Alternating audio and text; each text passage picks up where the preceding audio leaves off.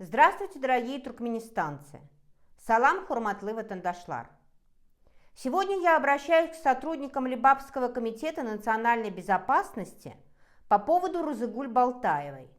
После моего выступления о проблемах дочери Розыгуль вы решили запугать их обоих? Это что за атака?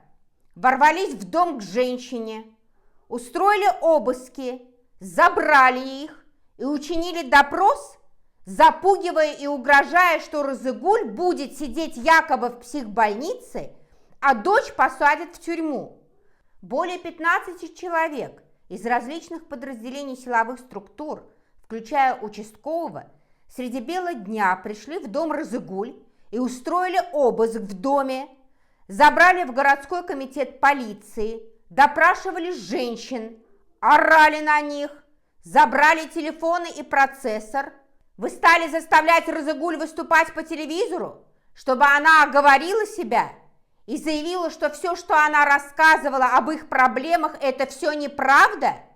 А что неправда? Что она живет в доме, в котором нельзя жить? Что этот дом в аварийном состоянии? Вы учинили допрос над больными женщинами. У Розыгуль проблемы с давлением и сердцем. У нее стенокардия. Она истощена, у нее анемия от недоедания, а у Гули врожденный порок сердца. Это я вам заявляю как врач. Это означает, что на ваших допросах они могут умереть в любую минуту? Кто будет за это отвечать? Вот как вы понимаете защиту прав человека.